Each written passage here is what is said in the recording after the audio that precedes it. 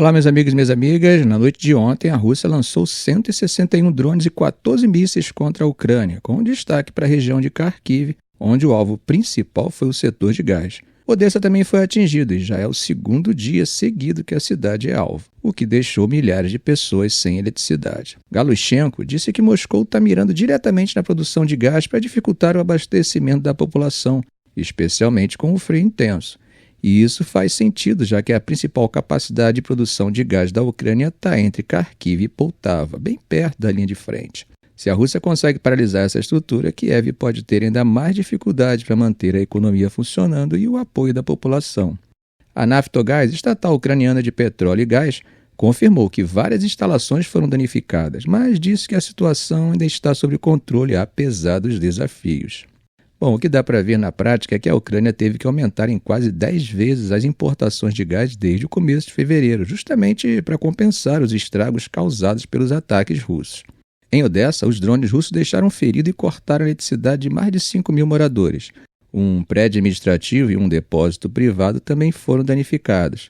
E como o ataque da noite anterior já tinha afetado 500 prédios, equipes de engenharia estão correndo para restaurar o fornecimento de energia o mais rápido possível. Agora, falando de movimentação na linha de frente, os russos continuam avançando em várias direções. Em Borova, ataques foram registrados a nordeste, perto de Zarizov e Lozova, a leste, em Kopank, e a sudeste, próximo de Makivka. Esses avanços, gente, foram confirmados pela própria Ucrânia, tá? O Estado-Maior ucraniano divulgou o mapa ontem, 19 de fevereiro, confirmando que os russos tomaram Zelenihai a leste de Borova. Além disso, o mesmo mapa mostra avanços russos ao norte de Mykolaivka, perto de Siversk. A 123ª Brigada de Fuzileiros Motorizados da Rússia tem sido vista operando ativamente naquela região, indicando que Moscou pode estar preparando uma ofensiva maior nessa área. Imagens geolocalizadas divulgadas ontem também mostram avanço russo ao norte de Nadivka. Mas do outro lado, os ucranianos também conseguiram alguns ganhos. Imagens geolocalizadas de 18 de fevereiro mostram que as forças ucranianas avançaram no leste de Shcherbinivka. Em Zaporizhia, uma brigada ucraniana divulgou imagens de drones destruindo 3 sistemas de defesa aéreos russos, um Tor M2 e 2 modelos Buk M2 e M3. O Estado-Maior ucraniano também relatou que as forças ucranianas atacaram a posição da 64ª Brigada de Fuzileiros Motorizados russos perto de Shumatsk, ao sul de Guliaipole, na retaguarda russa. Gente, parece que o Washington está realmente mudando de posição em relação à guerra, né? 3 fontes diplomáticas disseram que os Estados Unidos não vão copatrocinar uma resolução das Nações Unidas que marca 3 anos de invasão russa e reafirma a integridade territorial da Ucrânia. Isso acaba sendo um sinal claro de que a relação entre Zelensky e Trump está cada vez mais desgastada. O texto da resolução, que já tem o apoio de mais de 50 países, condena a agressão russa e reafirma o compromisso com a soberania da Ucrânia dentro das fronteiras reconhecidas internacionalmente. Até agora, em quase todas as votações sobre o conflito na ONU, os Estados Unidos estiveram ao lado de Kiev, mas parece que dessa vez não. Bom, ainda não está claro se Washington pode mudar de ideia antes do prazo final, mas, por enquanto, o recado já foi dado. A administração Trump quer se distanciar da postura que os Estados Unidos vinham adotando desde o início da guerra. A votação das Nações Unidas continua sendo um termômetro do apoio internacional à Ucrânia, mas sem o Washington fica mais difícil garantir uma base sólida na Assembleia Geral. O foco agora é buscar o respaldo de outros países, especialmente no sul global. Gente, mas como temos visto, está rolando uma modulação nas frequências do tom de Trump em relação a Zelensky. Dessa vez, como vimos, ele chamou Zelensky de ditador e disse que Kiev precisa fechar um acordo rápido ou vai perder o país. A declaração, é claro, aumentou ainda mais o desconforto na Europa, onde os aliados da Ucrânia já estavam preocupados com o rumo que Washington está tomando. Mas como Zelensky vai lidar com a situação? Parece que ele resolveu adotar um tom mais conciliador. Bom, depende de quem ouve, né? Em um discurso, ele disse que conta com a união da Ucrânia, o apoio da Europa e com o pragmatismo dos Estados Unidos para seguir em frente. Bom, gente, apesar disso, pode ser que Trump se sinta ofendido por achar que Zelensky estaria insinuando que ele é idealista e não pragmático. O problema é que Washington está deixando cada vez mais claro que quer resolver essa guerra do jeito mais rápido possível, com ou sem Kiev. E Zelensky já recebeu um recado sobre como deve falar com Trump. O assessor de segurança nacional da Casa Branca, Waltz, disse que os ucranianos deveriam baixar o tom e assinar o acordo sobre as terras raras. Segundo fontes, a ideia de Trump é negociar primeiro um acordo mais simples sobre os minérios e depois discutir os detalhes. Mesmo assim, gente, o Waltz tentou amenizar o tom e disse que as diferenças entre os dois governos não são irreversíveis. E, claro, também lembrou que Trump já falou do carinho dele pelo povo ucraniano. O problema é que, enquanto isso, nem Kiev nem os europeus foram incluídos nas primeiras conversas sobre o fim da guerra, que começaram logo depois da ligação entre Trump e Putin na semana passada. Watts negou que os aliados estejam sendo deixados de lado e explicou que os Estados Unidos estão usando a chamada diplomacia de vai e vem, ou seja, conversam primeiro com um lado, depois com o outro, para então estruturar um processo sob a liderança de Trump. Enquanto os Estados Unidos tentam construir esse acordo, outra questão está mexendo com Moscou. A ideia de enviar tropas europeias para a Ucrânia como parte de uma missão de paz. Starmer, primeiro-ministro britânico, disse que o Reino Unido está pronto para colocar militares no terreno, com o apoio dos Estados Unidos, caso haja um cessar-fogo. A proposta envolve cerca de 30 mil soldados europeus, em troca de garantias americanas para proteger essas tropas. Mas como eu já havia previsto em um vídeo anterior, a Rússia já avisou que isso é inaceitável.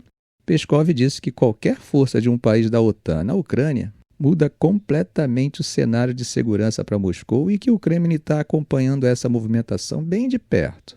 Lavrov também alertou que, mesmo se esses soldados fossem colocados lá com outro nome, tipo não sendo da OTAN, Moscou ainda vai ver isso como uma ameaça direta. Além disso, na reunião com os Estados Unidos na Arábia Saudita, como comentamos em um vídeo anterior, a Rússia insistiu que a OTAN precisa abandonar a promessa feita em 2008 de que um dia a Ucrânia entraria na aliança. Ou seja, gente, Moscou já está deixando claro o que espera de qualquer acordo de paz. Será que Zelensky vai continuar tendo apoio da Europa? Afinal, a guerra está rolando na Europa e parece que Trump já deixou claro que eles precisam assumir suas responsabilidades sem depender tanto dos outros. Ou seja, a mudança na postura dos Estados Unidos deixou os europeus sem opção a não ser agir por conta própria. O primeiro-ministro grego, Mitsotakis, disse que os acontecimentos recentes obrigam a Europa a encarar a realidade e agir rápido. Gente, por mais que Kiev insista que um cessar-fogo só daria tempo para Moscou se rearmar e atacar de novo, o chefe da inteligência militar ucraniana admitiu que pode haver um cessar-fogo ainda esse ano, mas disse que não há garantias de que ele vai durar. Kellogg, o enviado de Trump para a Ucrânia, chegou a Kiev dizendo que estava lá para ouvir. Zelensky, mais uma vez, deixou claro que precisa da cooperação com os Estados Unidos e com a Europa para garantir uma paz que seja segura e duradoura, e o chanceler ucraniano Sibila conversou com Kellogg sobre como seria possível garantir um acordo que realmente proteja a Ucrânia. No meio de tudo isso, Trump bate na tecla de que Zelensky não faz eleições porque quer se manter no poder. A verdade é que, desde que a guerra começou, a Ucrânia está sob lei marcial, o que acaba impedindo a realização de eleições. Para quem não sabe, o mandato de Zelensky terminou em maio do ano passado, mas com o conflito em andamento, o governo argumenta que não há condições para uma votação, já que milhões de ucranianos foram deslocados e os militares não poderiam participar. Agora, gente, internamente, as críticas de Trump acabaram fazendo parte da oposição sair em defesa de Zelensky. Timoshenko disse que ele continua sendo o líder legítimo do país e que fazer eleições agora seria impossível e até imoral. Zaluzny, ex-comandante do Exército e hoje embaixador em Londres, também defendeu a prioridade de vencer a guerra antes de discutir eleições.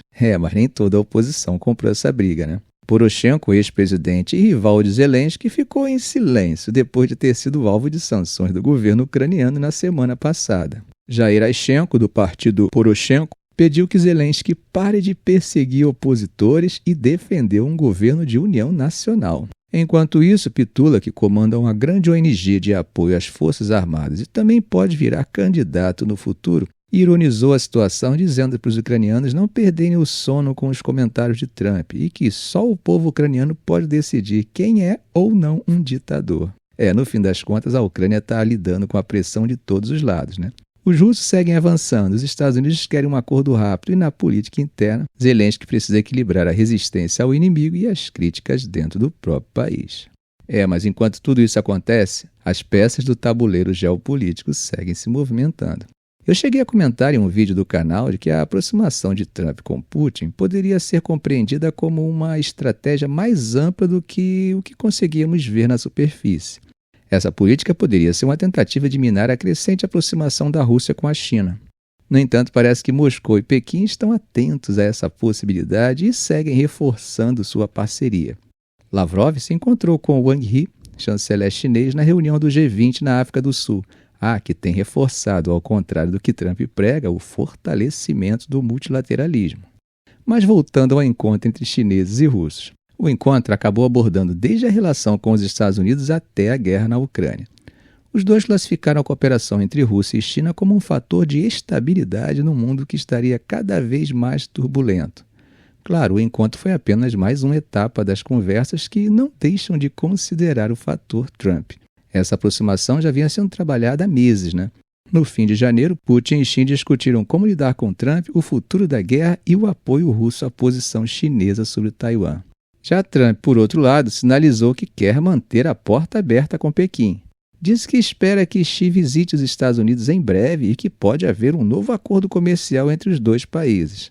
Também comentou que está negociando sobre o TikTok, em meio à pressão americana para que a controladora chinesa, a ByteDance, venda o aplicativo. Agora, gente, saindo do campo militar e indo para o econômico, Trump resolveu bater na União Europeia. Reclamou que o bloco tem sido injusto com os Estados Unidos e anunciou novas tarifas de 25% sobre importações de carros, produtos farmacêuticos e chips. Esse tipo de discurso não é novidade.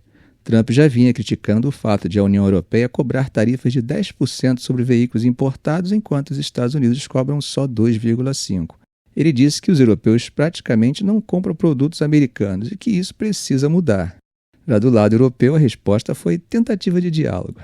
Šefčovič, um dos principais responsáveis por negociações comerciais da União Europeia, disse que prefere evitar retaliações e que vai propor uma redução ou até eliminação de tarifas para tentar acalmar os ânimos. Ficamos por aqui. Se esse vídeo foi útil a você, faça um comentário, compartilhe em suas redes sociais, dê um like.